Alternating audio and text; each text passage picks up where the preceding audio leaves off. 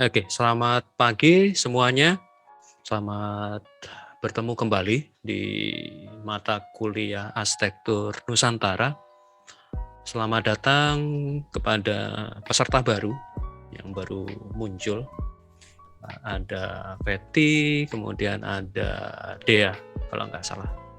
Yang satunya mundur karena KPRS, nggak masalah.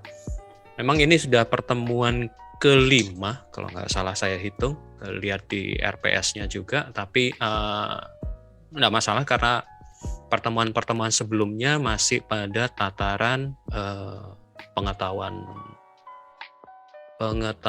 umum aja, ada sedikit bekal sebelum mungkin mulai minggu depan sudah ada beberapa pekerjaan kelompok, ada pekerjaan individu juga. Saya izin share screen, masuk, semoga nggak salah buka. Oke.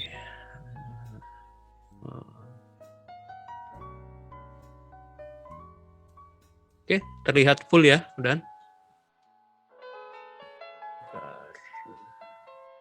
Oke, hari ini kita akan bicara tentang alam, manusia, dan hunian, namun kaitannya dengan teori sih sebenarnya, teoritik, lebih ke teoritiknya.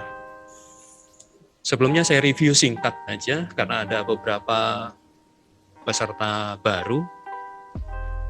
Pada pertemuan pertama atau bahasan pertama, kita bicara tentang kedudukan arsitektur di Nusantara. Jadi pemahaman arsitektur Nusantaranya lebih kepada tempatnya, bukan kepada pemahaman yang berikutnya seperti yang diungkap Prof. Yosep dan segala macam. Sehingga awalnya saya melihat bagaimana kedudukan arsitektur di Nusantara terhadap perkembangan arsitektur global. Pegangan utamanya adalah buku Francis de Kaching bersama Zarzombek dan Prakash dari India. Ini buku pegangan yang sudah umum ketika kita belajar tentang perkembangan arsitektur di dunia secara umum. Di buku ini dibahas sejak abad pertama sampai ke yang sekitar tahun 2000-an. Kemudian pada pertemuan kedua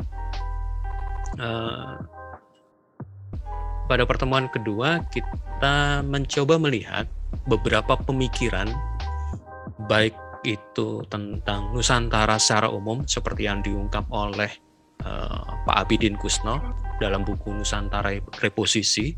Di situ terungkap ada 5 sudut pandang dalam memahami memahami Nusantara secara umum.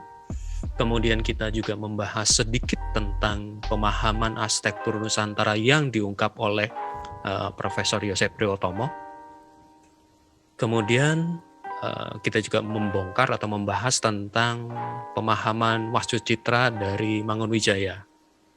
Itu pada pertemuan kedua untuk melandasi atau memberi bisa dikatakan framework lah, bingkai kerja kita selama 1 semester ini. Kemudian pada pertemuan ketiga kita coba melihat perkembangan pemikiran arsitektur Nusantara dan meninjau ulang pemikiran-pemikiran yang sudah terungkap pada pertemuan atau bahasan kedua, yaitu muncul kita membahasnya tentang bagaimana orang-orang Belanda memikirkan atau mencoba merespon apa yang ada, bangunan-bangunan tradisional yang ada di tempat jajahannya, yaitu Hindia Belanda. Bagaimana kemudian mereka merespon terhadap atau dimunculkan di Pasar Gambir, kemudian ada yang di pavilion yang di Eropa juga, Expo yang kemudian muncul sebagai pavilion kerajaan Belanda di Eropa. Kemudian juga bahasan tentang rumah adat yang dikaitkan dengan kondisi gempa. Jadi bahasan-bahasan tentang rumah adat tahan gempa atau responsif terhadap gempa. Kemudian sedikit kita membahas tentang regionalisme yang diungkap oleh Bu Maria Hidayatun. bahasan ketiga tentang regionalisme dalam konsep Bhinneka Tunggal Ika saya munculkan untuk merespon apa yang telah dikumpulkan rekan-rekan mahasiswa ketika mencoba mengulas atau membuat resume di pertemuan kedua. Kemudian contoh kasusnya ada beberapa saya lihat mengambil apa yang diungkap oleh almarhum Bu Maria Hidayatun. Kemudian pada pertemuan keempat kita melihat konteks lokalnya, kita lihat konteks Nusantara itu sendiri, kaitannya dengan asal-usul manusia yang ada di Nusantara. Kita bicara tentang out of Afrika, out of Sundaland, kemudian out of Taiwan sebagai dasar perkembangan manusia yang ada di Nusantara. Studi-studi arkeologi yang tadi 3 yang saya sebutkan tadi memang studi arkeologi yang arkeologi kuno, bahkan arkeologi purba, dikatakan arkeologi purba, melihat DNA, melihat struktur tulang, melihat kondisi peninggalan secara arkeologis. Namun dari situ kita bisa melihat bahwa manusia yang tinggal di Nusantara dalam pengertian yang sekarang kita sebut sebagai Indonesia itu sejak masa lampau sudah bercampur baur.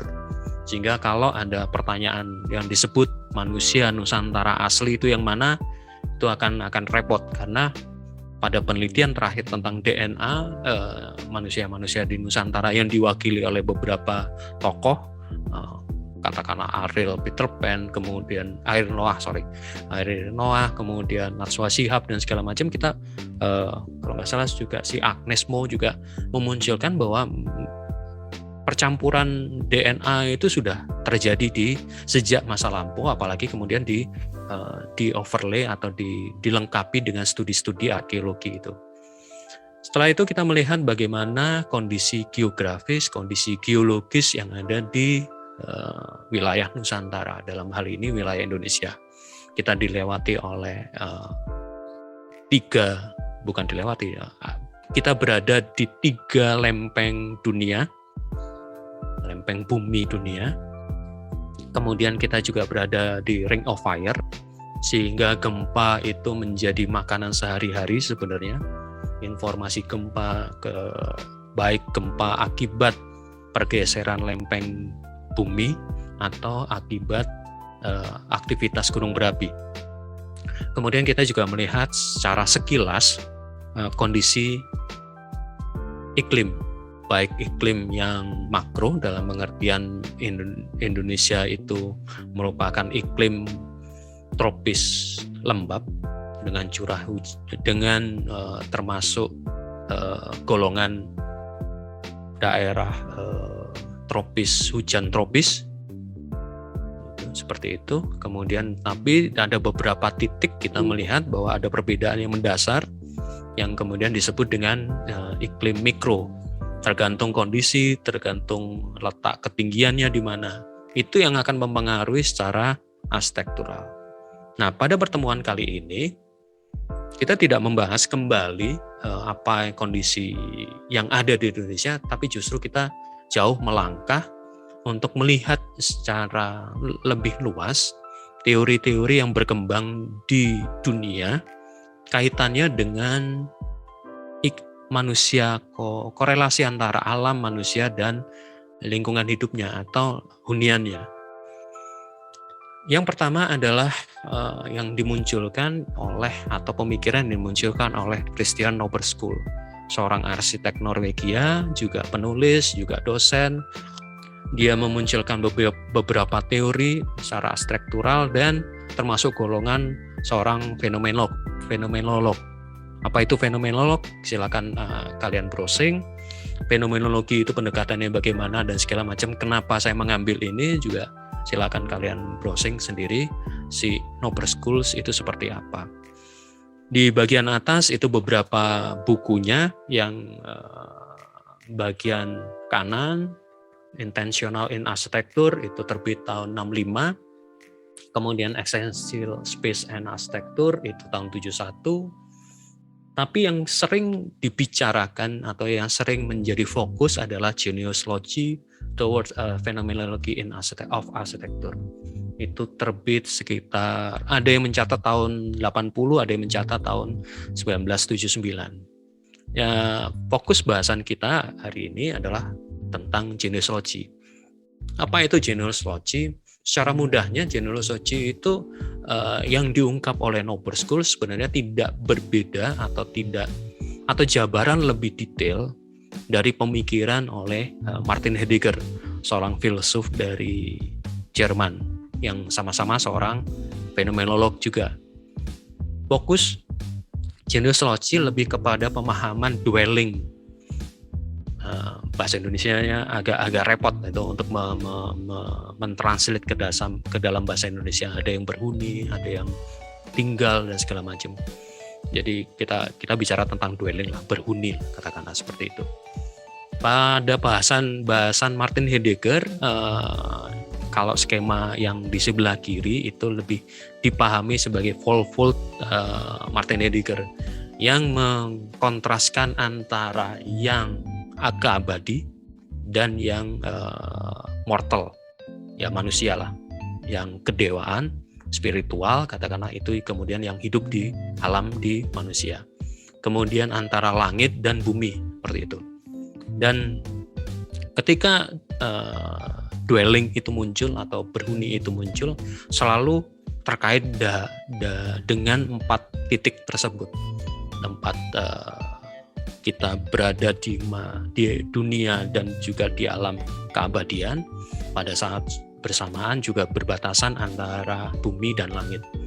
Itu yang kemudian dikembangkan lebih lanjut atau didetailkan lebih lanjut oleh Noble School dalam buku Genealogy-nya secara teori arsitekturnya. Kemudian secara praktek arsitekturalnya itu dilakukan oleh Peter Zumthor. Jadi Heidegger, Noble School dan Peter Zumthor itu punya kesamaan visi terhadap bagaimana orang hidup di dunia, bagaimana orang memahami alam di sekitarnya. Oke, kita lebih fokus lagi masuk ke genealogy. Genealogy gampangnya itu lebih kepada kondisi keterhubungan antara manusia dan lingkungan. Ada spirit of place-nya. Jadi ini lokalitasnya, kesetempatannya, bagaimana kemudian manusia bisa memahami alam seperti itu. Atau bahkan ada beberapa yang mengatakan sebagai penunggu. Nah, karena kalau di mistiskan itu sebagai penunggu suatu tempat. Namun gampangnya atau memahaminya adalah bagaimana kemudian manusia ketika membangun sebuah karya arsitektur memahami tempatnya. Itu yang kemudian dijabarkan lebih lanjut oleh si Noble Schools. Man dwell when he can orientate himself within and identify himself with an environment. Jadi bagaimana dia memahami dirinya dan memahami alamnya, kemudian dia mencoba menggabungkan, mengkorelasikan. Arsitektur mean to visualize the genealogy and the task of the architect to create meaningful place. Jadi tugas arsitek kemudian mencoba meng-create tempat manusia itu berhuni, memvisualisasikan atau mengubah bentuknya yang sesuai dengan konteks si manusianya, yang sesuai dengan konteks alamnya. Di bagian bawah dijelaskan lebih lanjut bagaimana kemudian struktur alam tersebut lebih didetailkan sehingga manusia bisa man has to complement the given situation. Jadi melengkapi atau menyempurnakan alam yang ada. Kemudian mensimbolize alam tersebut atau pemahaman tersebut secara arsitektural. Ini yang coba kita bahas lebih lanjut. Dasar pemikiran dari Noble Schools ini yang kemudian kita coba bongkar di melalui mata kuliah arsitektur Nusantara ini. Jadi kita coba singkirkan dulu 3 pemahaman dari Abidin Kusno, Profesor Yusuf Priyotomo, dan Mangunwijaya. Kemudian dengan dasar apa yang diungkap oleh Nober Schools ini, kita coba membaca bagaimana sih arsitektur masa lampau kita, yang terutama yang ada di Nusantara, memahami alamnya, memahami kehidupannya. Itu yang kita pelajari di dalam apa yang diungkap oleh Nober Schools, terutama di yang ketiga ini. He has to symbolize his understanding of nature.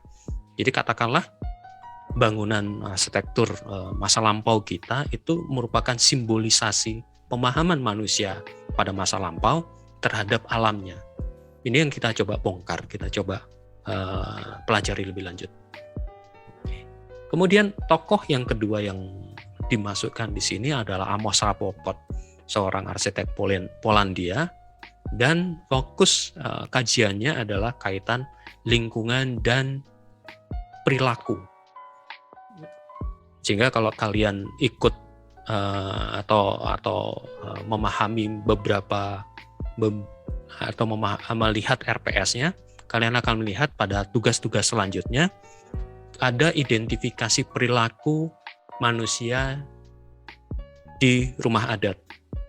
Itu basisnya adalah pemahamannya si Amos Rapoport. Ini di beberapa bukunya karya Amos Rapoport, katakanlah House, Form and Culture itu terbit tahun 69.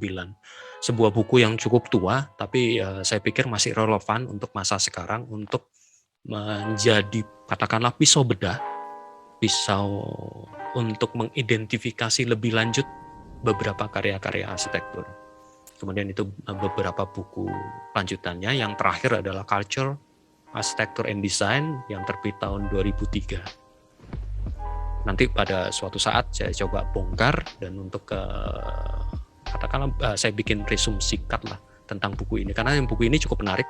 Culture, Architecture and Design, bagaimana budaya, bagaimana perilaku masyarakat itu mempengaruhi karya arsitektur dan mempengaruhi desainnya. Cukup menarik untuk dibahas lebih lanjut. Lalu apa yang kita akan bahas terutama di ini buku pertama dari Amos Rapoport, House, Form and Culture. Oke. Buku ini mencoba untuk melihat konseptual framework yang melihat beberapa macam tipe bangunan kaitannya dengan berhuni, hampir sama dengan yang diungkap oleh Nober Schools tadi.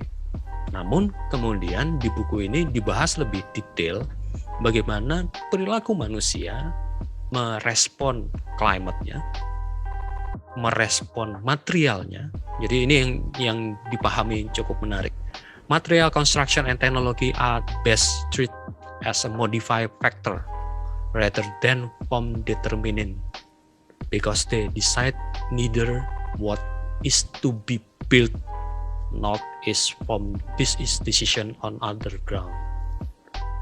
Jadi lebih respon efek respon manusia terhadap pembangunan, material pembangunannya. Best treated as modify factor. Jadi yang dimodifikasi adalah materialnya, yang mencoba untuk melihat lebih lanjut. Kemudian yang lebih dalam adalah site. Ini mungkin hampir sama dengan yang diungkap oleh Nober Schools. The importance of site is shown that the almost mystical attach. Mystical itu kaitannya dengan jenis logi tadi. Attach of primitive and even Byzantine culture to the land dan sebagainya. Jadi Amos Rapoport lebih detail lagi melihat bagaimana kemudian perilaku manusia di sebuah tempat, kaitannya dengan climate, kaitannya dengan material, kaitannya dengan site, kemudian juga kaitannya dengan ekonomi, kaitannya dengan religion, dan yang terakhir, my basic hypothesis then is that house form is not simply the result of physical forces or any single causal factor, but is the consequence of the whole range of social culture, Jadi dia melihatnya lebih menyeluruh, lebih holistik lagi. Tidak hanya sekedar melihat side-nya saja, tapi juga kemudian melihat bagaimana materialnya, bagaimana iklimnya, bagaimana ekonomi. Dalam pengertian ekonomi adalah cara mereka hidup, cara mereka mempertahankan hidup, mata pencahariannya seperti apa, kaitannya mata pencaharian itu dengan alam. Kemudian religion bukan hanya sekedar keagamaan, tapi ritual-ritual yang dilakukan adalah cerminan terhadap kehidupan mereka. Itu yang didalami atau yang di highlight oleh si Amos Rapoport. Dan ini yang menjadi dasar berikutnya dalam kita melangkah atau kita coba membaca bentukan karya-karya arsitektur masa lampau. Itu dua contoh, Norbert Kuss dan Amos Rapoport, yang menjadi basis theoretical-nya, basis dasar theoretical, atau katakanlah pisau bedahnya kalau kita membaca karya arsitektur selanjutnya. Contoh kasus Koji Sato adalah satu bahasan atau satu kajian yang sangat mendalam. Kalian bisa melihat beberapa kuliah tamunya di ITS, yaitu yang sebelah kiri, kuliah tamu mata kuliah arsitektur Nusantara di ITS oleh Prof. Koji Sato, atau bahasan di 2 tahun yang lalu, Characteristic of Traditional Wooden House in Indonesia and the Problem They Face. Jadi lebih bagaimana melihat karakter rumah panggung dan rumah kayu di Indonesia dan apa yang mereka hadapi di masa depan. Silakan kalian lihat di YouTube-nya untuk melihat pemahaman lebih lanjut dari Prof. Koji Sato. Dan Prof. Koji Sato juga pernah melakukan kuliah tamu tahun 2016-2017, saya lupa pastinya tepatnya di kapannya. Tapi di situ ketika kuliah tamu, Prof. Koji Sato menjelaskan hampir sama apa yang diungkapkan di ceramah ini yang sebelah kanan, ceramah daring tahun 2019 yang diadakan oleh Lembaga Sejarah Arsitektur Indonesia. Kurang lebih sama. Kemudian yang coba dibahas di pertemuan kali ini adalah tulisan ini, bahwa ada korelasi yang jelas kalau kita mengacu pada pemahaman Amos Rapoport kaitannya dengan ekonomi, itu pemahaman budaya agraris atau tradisi atau masyarakat agraris yang berada di Taiwan, yang berada di Filipina dan seluruh wilayah di Indonesia. Jadi bahasannya mendekati bahasan yang berdasarnya adalah out of Taiwan. Bagaimana kemudian masyarakat menyebar dari Taiwan sampai ke seluruh Nusantara, atau yang kemudian kita kenal dengan Austronesia, seperti itu. Dan garis atau keterhubungan atau keterikatan beberapa titik munculnya di lumbung, itu yang ditemukan oleh Prof. Koji Sato. Dia melakukan identifikasi ke seluruh lumbung di seluruh wilayah Austronesia. Silakan lihat petanya. Kemudian dia melakukan tipologi bangunannya. Jadi ada beberapa tipologi, dengan tipologi lumbung dengan dinding atau dengan tidak ada dinding. Jadi modelnya seperti itu. Yang kemudian menarik buat saya adalah di catatan penutup paper ini, sejauh ini saya, yang artinya Prof. Koji Sato, mencoba untuk melukiskan suatu sejarah tidak berwaktu dari langgam arsitektur yang ada di Nusantara yang tidak terbatas.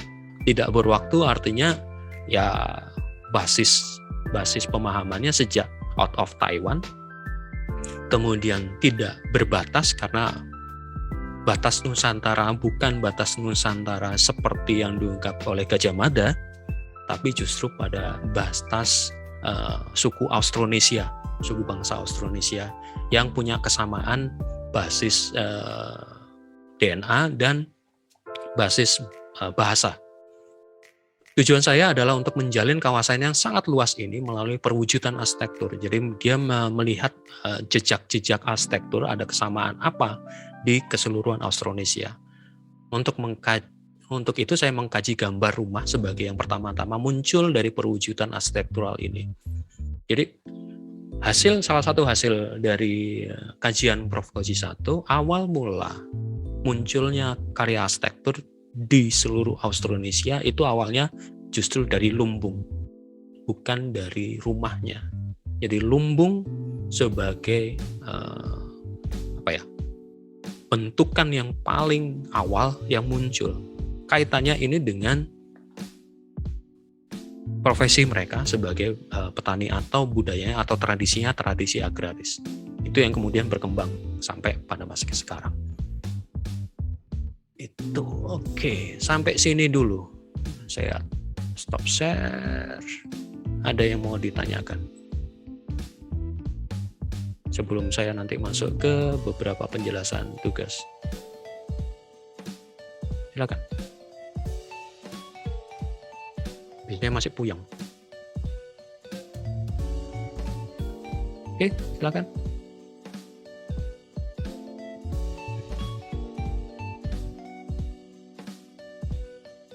Belum ada? Oke, tak apa-apa.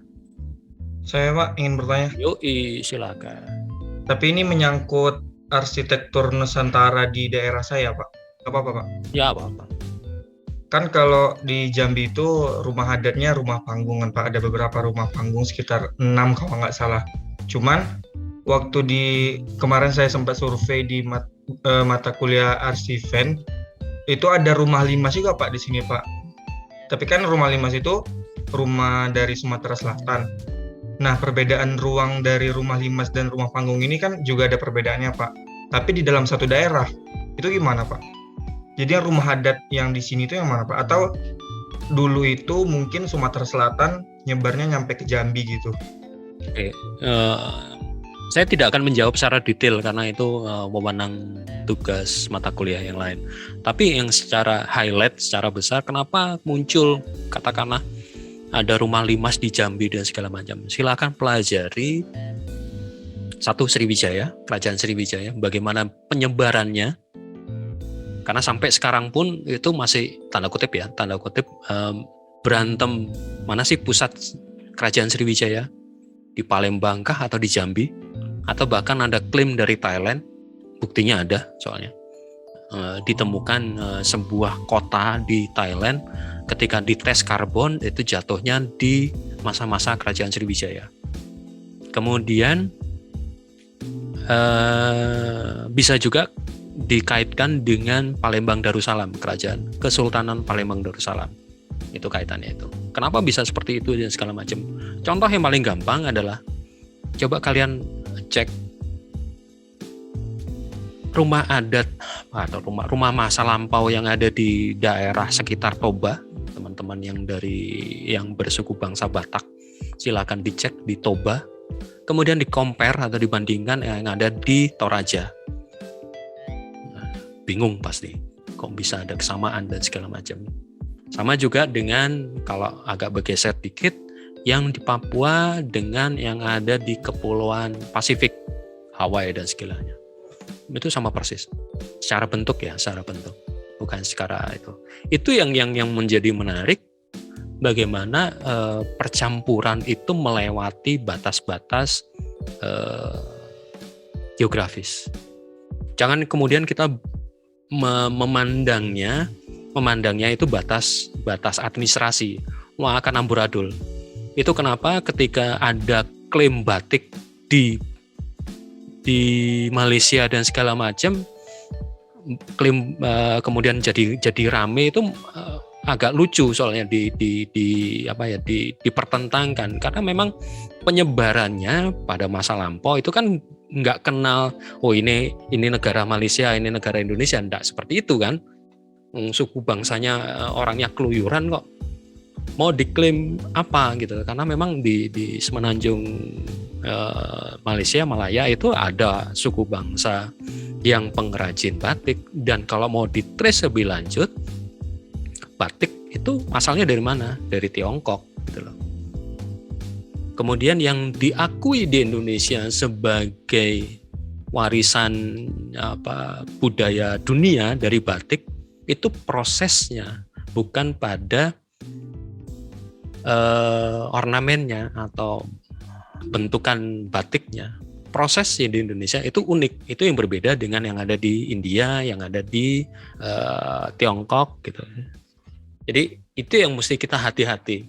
Itu kenapa kacamata yang dititipkan atau yang diajarkan atau yang bisa kita pakai dari baik dari Norbert Gus maupun Amos Rapoport itu yang menjadi menarik. Apakah kemudian ada kesamaan rumah limas yang ada di Jambi dengan ada di Palembang? Letak geografisnya, apakah sama-sama di pinggir sungai? Letak ekonominya, apakah mereka sama-sama seorang pedagang? Karena kalau mau dibongkar lebih lanjut kalian akan menemukan rumah limas di Demak, di Jawa Tengah bagian utara di Demak. Itu akan ketemu yang disebut limasan memang. Bukan limasan, Palembangan istilahnya. Kok bisa? Silakan dibongkar lagi sejarah tentang bagaimana kaitan antara Mataram Hindu dengan wilayah Palembang. Asal mula orang Palembang itu dari mana sih? Kenapa ada Ki Gedeing Suro? Itu kan bahasa Jawa banget. Akan rumit. Layernya akan panjang. Nah, cara melihatnya kemudian kita pinjemlah kacamata yang dibuat oleh Norbert Gus dan Amos Rapoport. Itu kemudian akan clear. Oh ya, seperti ini. Begitu, Fadil. Baik, Pak. Terima kasih. Sama-sama.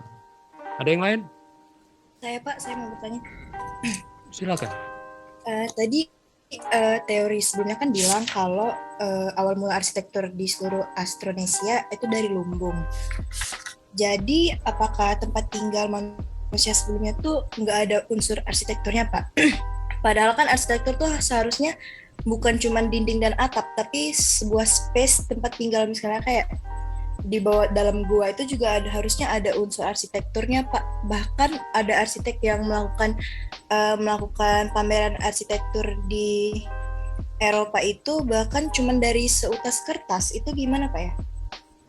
Oke, ini yang agak dibedakan. Karya-karya Ari Indra dengan Sunyata dan segala macam itu akan dibahas sendiri. Oke.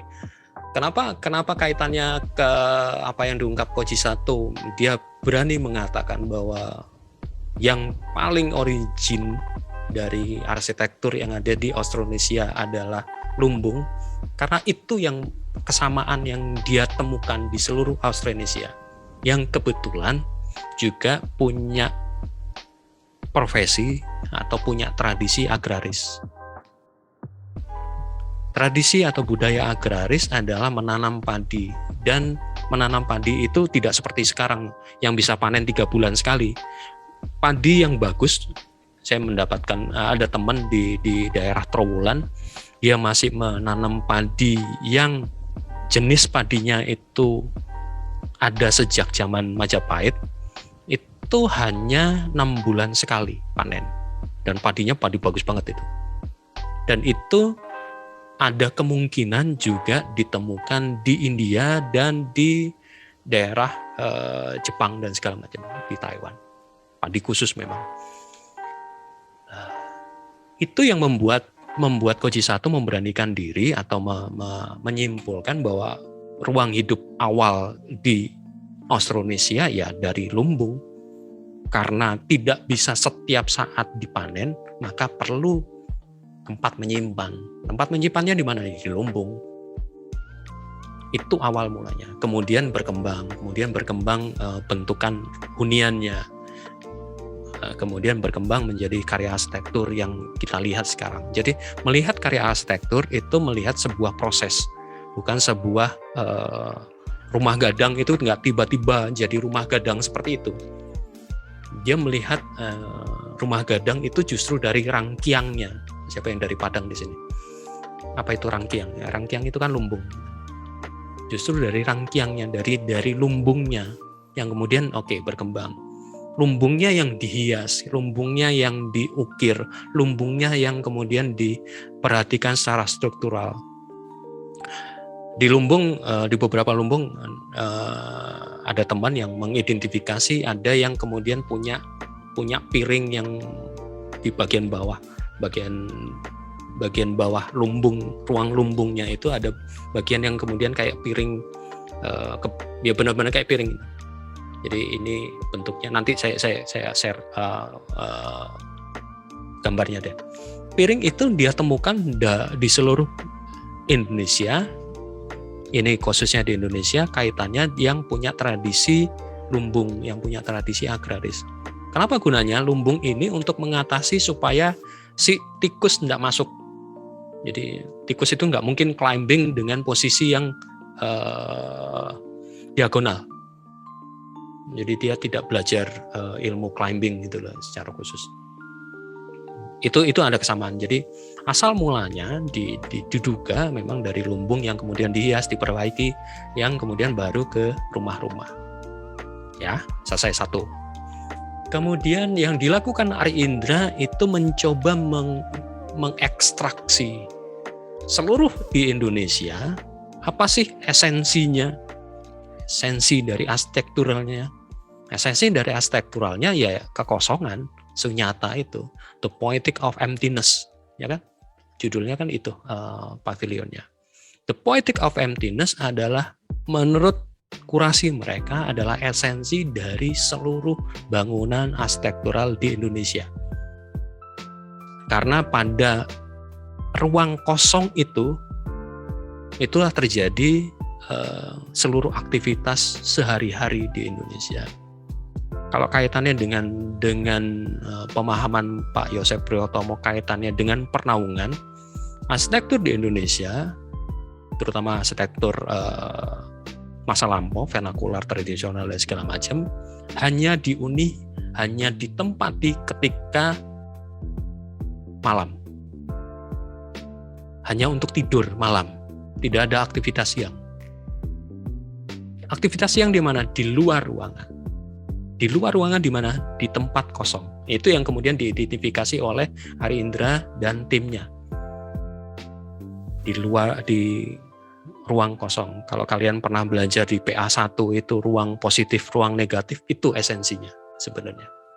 Dan kemudian itu yang kemudian dimunculkan oleh Ari Indra melalui karya pavilionnya. Sunyata the Poetic of Emptiness dengan menggunakan material kertas. Kenapa kertas? Karena ruang kosong itu sangat fragile, sangat rapuh. Sekarang di seluruh Indonesia lah, alun-alun atau ruang terbuka itu kan selalu gatel diisi oleh para investor kan. Di Bandung sudah terjadi, atau alun-alunnya yang di atas terbuka sangat enak untuk dinikmati, tapi bawahnya kemudian ada aktivitas ekonomi, ada mall di bawahnya. Di beberapa sudah mulai, di Jogja sudah ada usulan untuk istilah Jawanya itu nggerong, menggali di bagian bawah baik alun-alun selatan maupun alun-alun utara. Di Makassar sudah terjadi dan beberapa tempat. Itu yang dimaksud oleh Ari Indra, kekosongan yang justru menjadi esensi dari ruang hidup masyarakat di Indonesia, itu punya potensi yang sangat rapuh. Arsitek, investor, dan pemerintah itu gatel gitu, melihat ruang kosong itu sebagai ruang ekonomis yang perlu dimanfaatkan. Padahal enggak, esensinya justru di kekosongan itu yang kemudian bisa sangat multifunction, bisa dilakukan pesta adat dan segala macam. Lihat aja di seluruh bangunan di seluruh Indonesia, ruang di tengah yang di antara jajaran rumah itu, aktivitas apa yang terjadi? Ya aktivitas adat, ya aktivitas keseharian. Kalau tidak ada peristiwa adat ya buat jemur padi, buat nyemur pakaian dan segala macam. Itu yang terjadi. Itu kenapa kemudian tugasnya bukan pada bukan pada melihat, nanti kita lihat, tidak melihat ruang kosongnya, justru bagaimana sih aktivitas di dalam rumah. Apa yang terjadi? Benar nggak di dalam rumah itu hanya untuk tidur? Untuk tidur, kemudian di-compare, lupa kan ada dapur. Ada teman dari, sekarang dia ngajar di Gunadarma, fokusnya pada perapian. Jadi melihat dapur. Jadi esensi berikutnya ada dapur. Di dapur itu di mana? Ada yang di dalam rumah, ada yang di luar rumah. Di dalam rumah itu letaknya di mana? Itu kan layer berikutnya, pengaruh iklim dan segala macam nanti. Kita akan lihat. Itu Ajeng. Baik Pak, makasih. Sangat lengkap. Menjawab atau tidak menjawab atau makin puyeng? Makin puyeng. Makin puyeng sih, tapi menjawab Pak. Ya oke, thank you. Ada lagi? Silakan. Pak, izin bertanya. Silakan. Ini Pak, tadi kan Bapak ada nyinggung rumah gadang ya Pak. Nah, sepengetahuan saya di Belanda itu juga ada kayak rumah gadang, kayak namanya itu dua rumah gadang sebagai tempat wisata gitu. Nah, yang saya bingung itu, ini tuh bukti dari teori out of Sundaland atau mereka tuh hanya terinspirasi dari arsitektur kita gitu Pak. Makanya diterapkan sama mereka gitu. Dicek tahunnya tahun berapa dia dibangun. Karena di mana sih? Ada teman, ada sekolah di Swiss atau di mana? Itu ada satu universitas yang dia punya lahan luas, ya anggaplah kayak Unsri di Indralaya gitulah. Dia itu kemudian mengumpulkan seluruh bangunan vernakular, dipindah. Jadi dibeli kemudian dipindah. Nah, saya sih menduga yang di Belanda itu ketika masa penjajahan Belanda digotong ke sana. Atau sisa dari pavilion Expo tahun 1890 yang ada di Paris. Tapi itu kebakar sih. Itu kebakar habis kemudian direkonstruksi, nggak tahu kemudian barangnya di mana. Paling mudah adalah dicek tahunnya. Itu pelajaran sejarah yang paling simpel sih. Dicek tahunnya, kemudian kita bisa lihat. Kemudian bisa, oke, ini siapa yang bawa dan segala macam. Gitu. Paling gampang sih itu. Karena saya nggak yakin juga benar-benar orang Minang yang bawa ke sana kemudian membangun, karena tidak memungkinkan pada masa itu. Ini bukan kaitannya dengan rumah makan sederhana yang ada di mana-mana lah ya, bukan ya. Kemudian kalau masa sekarang sih mau makan sederhana di tepi Ampera ya pakai bagonjong itulah. Itu yang sempat saya kaget, nah ini apaan sih rumah makan sederhana kok bisa muncul seperti ini. Pernah saya foto juga. Jadi gonjongnya rumah makan sederhana, backgroundnya jembatan Ampera. Seru. Nabrak identitas, nabrak konteks ya, segala macam. Terakhir saya lihat nggak ada lagi dan oke, itu sih Oksa.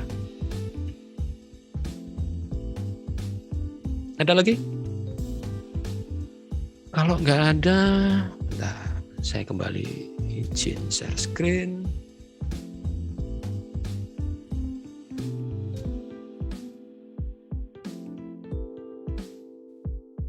Kaitannya dengan tugas. Tugas kelima sih nggak masalah sih, seperti biasa resume singkat aja apa yang kita obrolin hari ini. Kemudian kalian bisa munculkan yang selalu menjadi pertanyaan, Pak gimana dengan contoh kasus, ini kan yang selalu menjadi pertanyaan besar. Satu buah contoh kasus. Contoh kasus itu kalian seperti tadi diungkap ada kaitannya dengan apa yang dilakukan oleh Arindra atau yang dilakukan oleh sebelumnya.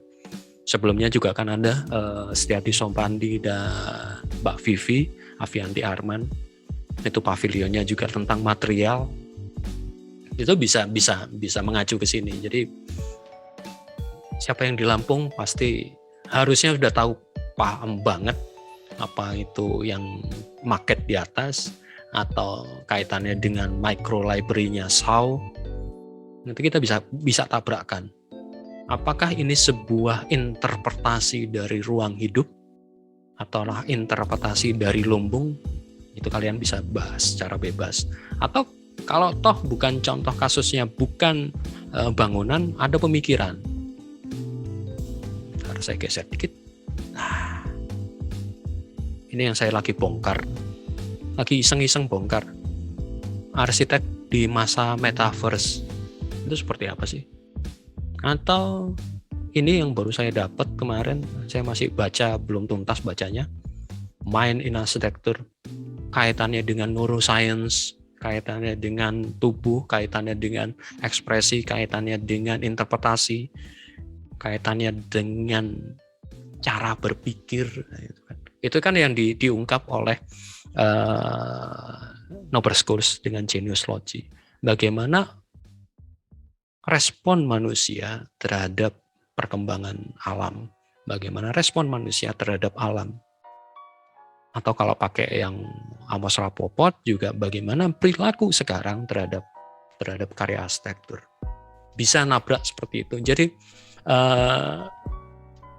kuliah ini membebaskan kalian untuk menabrak kesana kemari. Sebagai contoh kasus awal aja, iseng kalian, penasaran kalian, pemikiran kalian. Dari tadi kita diskusi juga ada beberapa pertanyaan udah kaitannya ke sana. Kok ada rumah limas di Jambi? Ngapain dia keluyuran sampai sini? Seperti itu. Itu bisa diungkap di sini. Secara singkat aja, nggak usah terlalu panjang. Nah, kaitannya dengan selanjutnya, kaitannya dengan selanjutnya adalah justru saya fokusnya bukan pada resume ini, tapi pada minggu depan. Apa sih ini? Oke. Ya. Pada minggu depan. Minggu depan kalian akan membuat kelompok 3-5 mahasiswa. Kalian cari satu kasus rumah adat. Kemudian kalian mulai mengidentifikasi mata pencahariannya, ritual yang terjadi di rumah adat, dan perilaku di dalam rumah adat tersebut. Pendataannya sketsa seperti biasa aja, nggak usah terlalu ribet. Tapi yang menarik adalah, atau yang perlu diperhatikan adalah ini, satu kelompok, satu kasus rumah adat. Nanti ini akan rumah adat ini atau kasus ini akan kalian pakai sampai di akhir perkuliahan. Jadi mencari mata pencahariannya seperti apa, ritualnya apa aja, kemudian perilaku di dalam rumah, perilaku di dalam bangunan. Apakah ada ritual, apakah tidak ada ritual, atau bagaimana? Kita akan melihat. Ini yang menjadi dasar untuk UTS nanti, mudahnya seperti itu. Setelah UTS kita akan bongkar lagi, melihat lebih dalam lagi, di overlay lagi dengan beberapa data berikutnya. Dengan kasus yang sama, tetap rumah adat. Kita akan melakukan pemetaan benar. Sehingga dari data-data ini kalian kemudian secara kelompok itu bisa kemudian merespon tantangan atau hipotesis saya bahwa arsitektur di Nusantara adalah arsitektur yang adaptif, arsitektur yang bukan ribet pada hal-hal teknis, bukan ribet pada hal-hal yang sifatnya ritual, tapi dia hanya adaptasi dari kondisi alam, kondisi perkembangan zaman, dan segala macam. Dan ritual ini hanya kemudian bungkus dari sebuah pengetahuan, karena pada masa itu belum mengenal tulisan yang secara ribet, belum mengenal tata pikir atau pola pikir yang runtut dan segala macam. Mereka membungkusnya dengan ritual-ritual. Itu esensinya atau intinya dari tugas ini. Ini menjadi tugas krusial, kalau mau dikatakan krusial, untuk tahap selanjutnya, ke tahap sampai ke akhir semester. Begitu. Ada yang ditanyakan? Pak, mau nanya Pak, Oke, silakan. itu yang perilaku sama ritual tuh jujur masih kurang nangkep Pak, apa bedanya, soalnya kan yang di dalam rumah itu iyalah perilakunya gitu Pak. Kalau ritual tuh apa kayak kebiasaan setempat apa gimana Pak? Ritual mudahnya adalah kaitannya dengan religi, kaitannya dengan kepercayaan yang tidak dilakukan setiap saat, hanya pada kondisi-kondisi atau waktu-waktu tertentu. Paham maksudnya? Jadi Paham Pak. kalau membangun rumah itu kan, kalau secara ritual ada potong ayam, kemudian lihat ususnya dan segala macam. Atau kenapa kalau proses membangun harus nanam kepala sapi di pondasi di bagian bawah. Nanti kita akan, itu ritual. Kalian data aja. Nanti kita akan cari alasannya. Alasan logisnya. Ya. Sedangkan aktivitas sehari-hari ya lihat aja di dalam rumah. Mudahnya adalah di dalam rumah itu ada pembagian ruang seperti apa. Di mana tidurnya, di mana masaknya, di mana apanya, itu kan ada pembagiannya. Nah, dari situ identifikasi aja, perkirakan.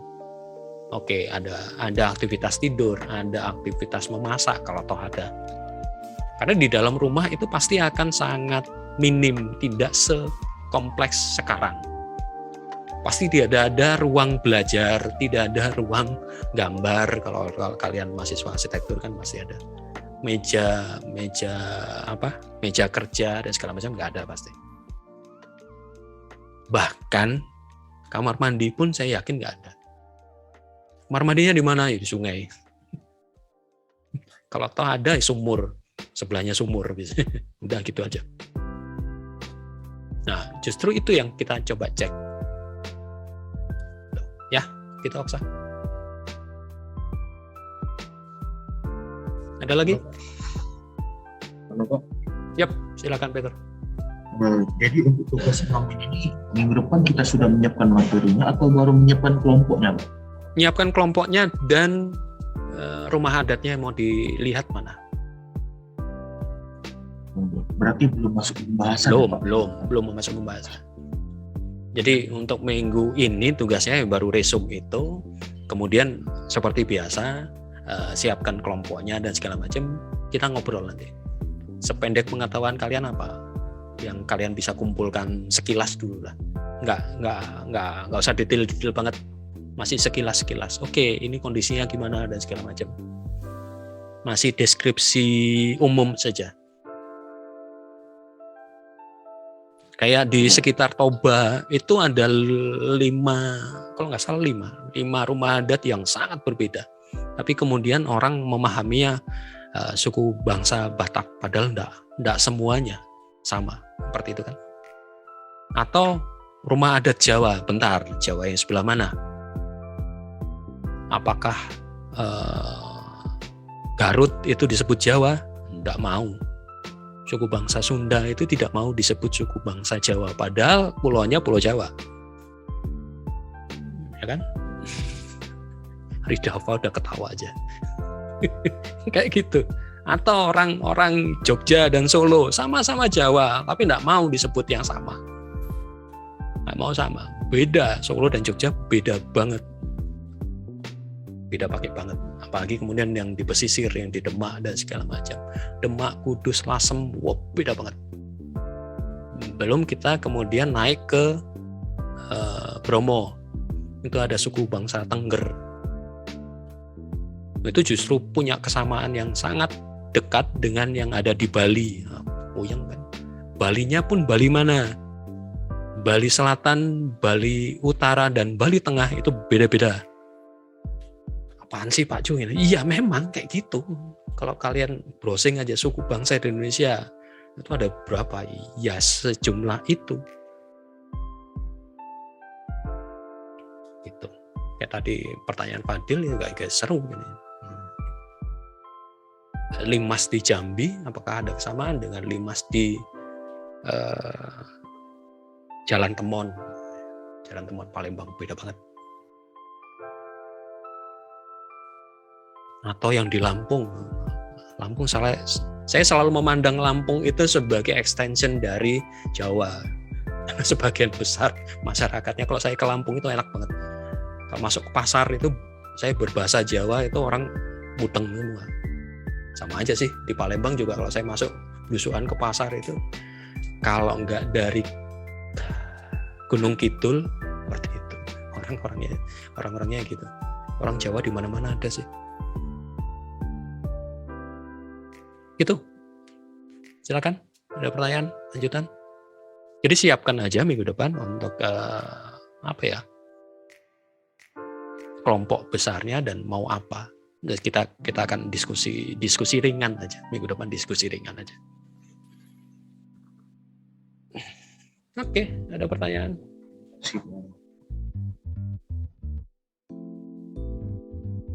Karena materi itu seperti saya ungkap tadi akan menjadi materi dasar untuk kita bahas lagi di pertemuan setelah UTS.